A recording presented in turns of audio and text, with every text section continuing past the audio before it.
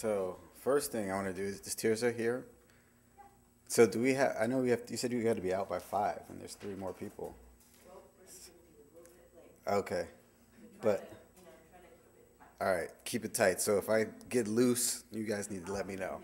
But I want to say thanks to Tirza and Kate for their work in bringing me here. But also, last time I stood here was probably one of the most embarrassing moments of my life, where I tried to, instead of read or speak off the top of my head my thesis, I decided to rap it.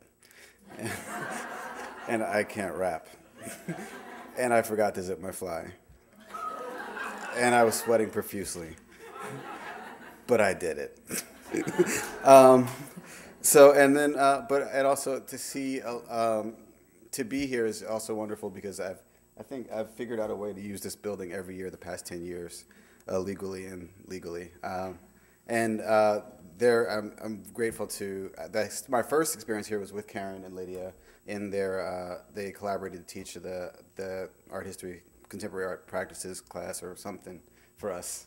And we loved every minute of it. And I decided to do the double major because I didn't feel like reading all that stuff on my own after we got out of that class. And I was really grateful to Mitchell and Lydia for breaking the rules, and also to Susan Gewurz and Mabel Wilson, who helped me with my practice. And I'm now even the first and last people I collaborated with at CCA. First, Ignacio Valero was the first person I ever collaborated with my first semester at CCA. And then Chris Johnson, who I'm collaborating with now, who teaches in the photography department with. So CCA is very, very, very, very much a part of my daily life. The last thing I was going to talk about was loans. Because I think so many people I talk to about graduate school, they wonder like, oh, well, is it worth it? What about the loans? And is it going to really be worth that experience? And I feel like that's the last thing you should ever worry about in trying to get an education. It should be about, what am I going to do with my ideas? If we spend our lives tied to paying back, worrying about what's going to happen afterwards, we're never going to be able to do anything that's extraordinary. And I somehow was able to do something extraordinary. And I say that with confidence because a lot of people in this room were a major part of that. To be able to make art for a living is extraordinary. And I recently found this paper from 1973 it was written by my mother. It was a request for an independent study project where she laid out a reason to basically do a thesis on the history of African American photographers, which had not been developed at all. Jonathan Eubanks, I hope, is still alive, living in Oakland. And to see this list of photographers was really extraordinary at the time. And this became a 10-year project that resulted in her first book, Black Photographers, 1940 to 1840. And then continuing on to 26 other books, and then winning MacArthur and Guggenheim, all these other grants. And I was the kid playing with his G.I. Joes and whatever around through this whole experience. But to see myself now working somewhat similarly with her, this is us, 1983.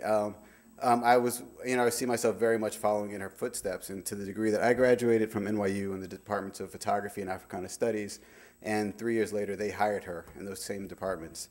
So I like to say she followed in my footsteps in that case.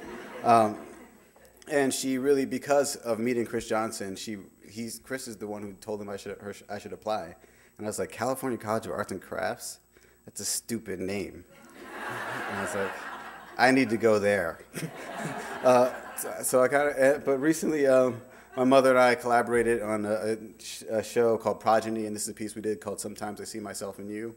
And it's really about this constant kind of back and forth that we've had throughout our lives. I also hope I didn't not acknowledge anybody who was a major influence, but I hope I did everyone. I read this book when I was a graduate student. It's called Michael Jordan and the New Trans-Global Economy. And in it, there was a quote by Stanley Crouch who said, in 1960s, in the suburbs, if white girls in the suburbs had posters of a Negro that dark on their wall, they would have been held to bay. And that kind of racial paranoia isn't true in the country now. Something like that. You can read it. I'm talking fast, and I can't read as fast as I can talk. But reading this book and thinking about the impact of Michael Jordan and thinking about how Nike went from a $10 million company when he signed in 1984 to a $10 billion company when he retired 20 years later, and think about his impact on multiple markets and multiple millions of people's lives for good and bad through the practices of Nike, I really started to make work a lot about advertising and commodity culture, especially as the way the black body was used, black male body specifically. And so I was making work like this, which was called Basketball and Chain, and Scarred Chest, which talked about how black bodies were branded then and are branded now, and also thinking about how we all live in a state of branded consciousness with how, especially with the impact of Apple on most of our lives and our ways we train ourselves to solve problems through this kind of operating system is pretty curious. There's another book called Everything But the Burden with a quote in the beginning by Carl Hancock Rux, and he says, there's something called black in America, there's something called white in America, and I know them when I see them, but I'll forever be able to explain the meaning of them, because they're not real, even though they have a very real place in my daily way of seeing, and a fundamental relationship to my ever-evolving understanding of history, and a critical place in my relationship to humanity. And I plagiarize a lot, and I haven't gotten bold enough to put this as my artist statement, but that's what I think I should do someday. And because I wasn't a good student. Was I good? No. I was a pain in the butt in everybody's class, but I think I have, this kind of charm, like I'm going to be here anyway.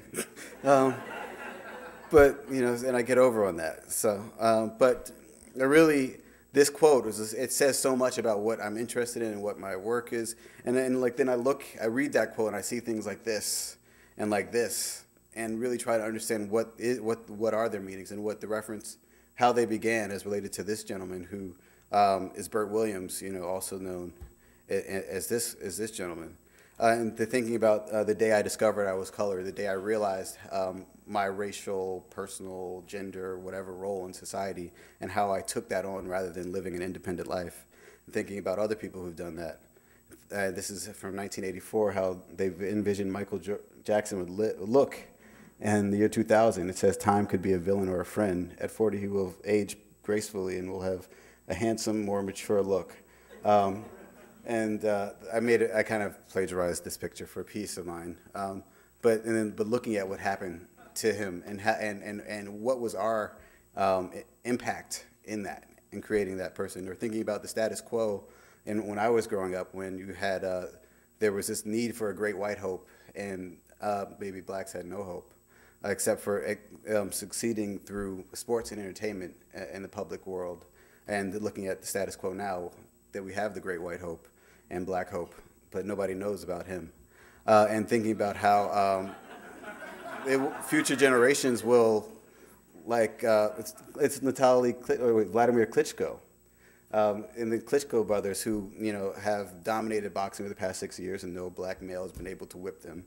And at least for the past 4 years, this black man who was virtually anonymous 5 years ago somehow managed to become the most powerful person in the world, kind of. And looking at advertising, 2005, I was making this work, and it was kind of all about me and my ideas, and I don't have that many good ideas.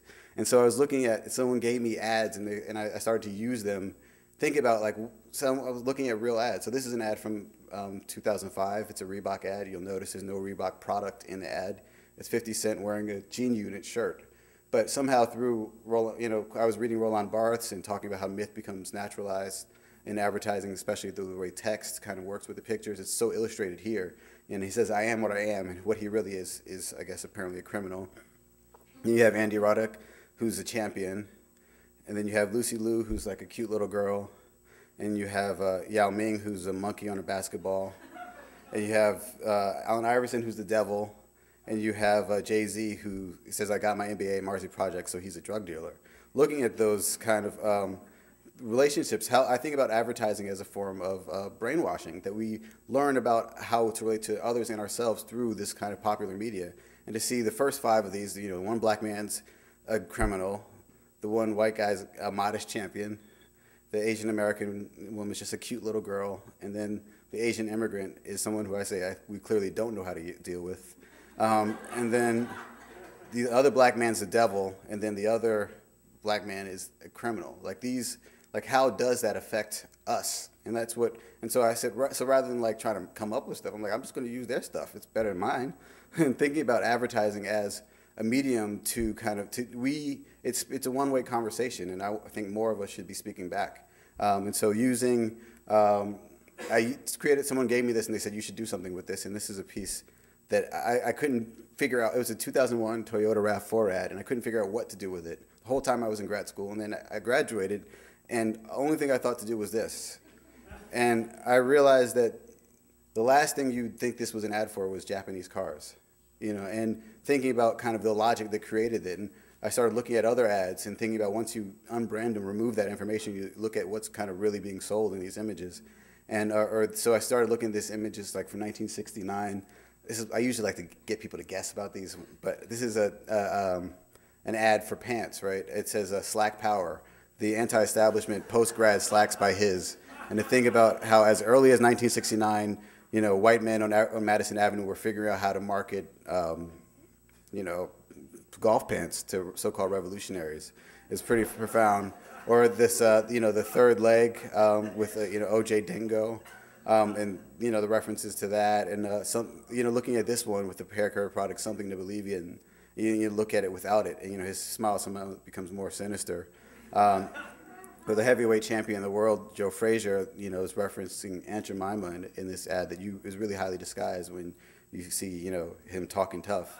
But then this is the one I'm going to ask you guys to guess. If you know, don't say anything. Don't ruin it for me. What do you guys think? I found this it's a 2005 Ebony ad. I might have been in Time or something else, but I saw it in Ebony. What do you guys think this is an ad for? Martha Stewart. Martha Stewart. That's a good guess. Anybody else? Nobody? Come on, I get to feel smart at this point. Seedless watermelon. Coax out. It's actually an ad for kitty litter. And, you know, you may wonder, you know, why watermelon, kitty litter, Black Magazine? And I could only find one logic, and that someone was in the boardroom, and we don't know what their background was, but they were like saying, you know, like, well, how do we get, you know, black people to buy our kitty litter? Black people like watermelon. Maybe it's, and it's like, I'm not, you know, black people like watermelon. And, you know, what would make watermelon more civilized, but if all the seeds were in one place, you could just scoop them away, just like our kitty litter. I mean, that's the only logic I could derive from that. So thinking about that, you know, I started looking at the power of ads and thinking about how they're a sign of the times. So this is like an ad from 1977 that I say couldn't have existed in 1967. Looking at where a white man is looking longingly at a black man's dark meat, but thinking about the impact of the blaxploitation movement and black power movement on advertising and popular culture. Or this is an ad from 1979 when black people were becoming more part of the mainstream. You see where these people happen to be black, but where race is in a factor. You see gender roles fall into play. So the women watch as the men play. And you see the woman on the left feeding this man his burger, but he's got a burger by his right hand. And so like the photographer's like, you need something to do, you know, feed him. So thinking about all the ways that these ads kind of impact our lives. And so the series was called Unbranded Reflections in Black by Corporate America from 1968 to 2008. And I was thinking 1968 as the symbolic end of the civil rights movement because RFK and Martin Luther King were killed, but it was also when black people first started being marketed to. And I wanted to kind of track blackness as a kind of idea over these past 40 years, especially when you think about most people making the decisions about black culture were up until in the past 20 years were these white men interpreting blackness that black people would then imbibe and then, I guess, reflect. I thought that was really fascinating. We talk about these authentic racial or cultural identities. So this is like kind of looking at it, and 2008 just happened to be the year we elected this black president, so it wanted to be bookended by these two events. But then moving forward, now that it's not politically correct to kind of make fun of black people in that same way, there's a whole host of the rest of the world that we can look at and make fun of. And so this is a newer series I'm calling Rebranded. And this is a piece I call Now That's Funny, because now, you know, you have the coon image from the 40s, and you can look at this 2005 Altoids ad, and we can laugh at that because they don't have the critical mass to protest. Or this one that I find most fascinating in that they're so similar, this ad from 1940 for fertilizer and this ad for 2008 Fair Trade Tea Leaf Company. And looking at how, you know, in our imaginations that, you know, we want to believe that there's someone halfway across the world with a basket strapped to her head in the hot sun picking leaves who's somewhat happier because they're getting a few extra dollars, if that, a day, because we're going to, you know, buy from this company that and, you know, so I got no more time. But But so that, I mean, that's basically what I've been talking about. Thank you all.